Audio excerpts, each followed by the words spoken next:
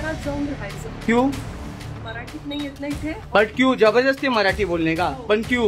यहाँ पे कौन बोला इसे? आम्हाला येत नाही हिंदी. नहीं आता तो फिर नहीं ऑर्डर करने का ना. हाँ नहीं देने का ना पैसा. हाँ ठीक है ठीक है.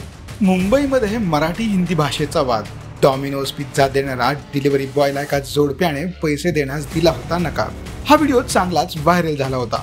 मात्र या घटनेची आता दुसरी बाजू देखील समोर आली आहे. व्हिडिओत दिसणाऱ्या वैदेही पाठक यांनी सोबत घडलेला संपूर्ण प्रकार सांगितला. तसेच डिलिव्हरी बॉयवर मानहानीचा दावा करणार असल्याचं देखील त्यांनी सांगून टाकलं. आम्ही ऑर्डर दिल्यानंतर आम्ही ऑनलाईन पेमेंट केलं होतं आणि आम्हाला तो काय पहिले हरियाणी लँग्वेजमध्ये बोलवत होता, आम्हाला कळलं नाही म्हणून आम्ही त्याला रिक्वेस्ट केली एक तर मराठी बोला किंवा हिंदी बोला.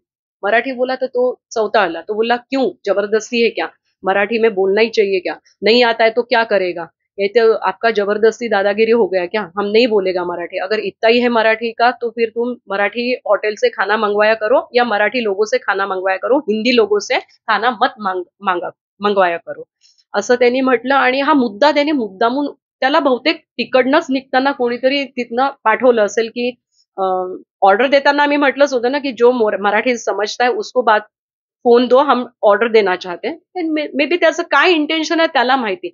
मी आता रिक्वेस्ट करेल की त्यांनी ज्या पद्धतीने सगळ्या सोशल मीडियावर फॉल्स व्हिडिओ आणि बिना आम्हाला काही कळता म्हणजे it was un unpredictable thing, तर त्यांनी माफी मागावी जाहीरपणे आणि सगळ्या तिथनं ज्या ज्या ठिकाणी त्यांनी व्हिडिओ व्हायरल केला तिथनं तो डिलीट करावा. पुढे जाऊन तो कुठल्या पण दुसऱ्या वेबसाईटला तो व्हिडिओ मिसयूज करू शकतो आणि पुढे मागे जर आम्हाला काही झालं तर ही विल बी रिस्पॉन्सिबल. माझ्या पोरावर या माझ्यावर पण त्यांनी काही अजून ऍक्शन्स घेतल्या किंवा हल्ले केले सूडबुद्धीने तर तो रिस्पॉन्सिबल राहील. तो म्हणजे रोहित लवेरा आणि डॉमिनोज स्टेशन्स ते लोक रिस्पॉन्सिबल राहतील. सोशल मीडियाच्या भाऊ गर्दीत विश्वासार्हतेने चकाकणारे नाव म्हणजे लेट्सअप मराठी. सगळ्यांना सगळ्या नागरिकांना ती स्पीच ती लेट्सअप वरील मुलाखती म्हणजे विचारांचा खजिना. त्यानंतरच्या निवडणुकीमध्ये मला सोडून गेले.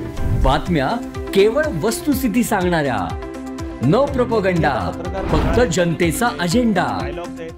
क्योंकि आने वाला कल जाने वाला है, जाने वाला कल आने वाला है. राजकारण, मनोरंजन असो की क्रीडा क्षेत्र, महाराष्ट्राची स्पंदने संवेदनशीलतेने टिपणारे माध्यम म्हणजे लेट्सअप मराठी. जगासोबत एक पाऊल पुढे राहण्यासाठी लेट्सअपचे ॲप, सोशल मीडिया आणि वेबसाईट सोबत कनेक्टेड रहा.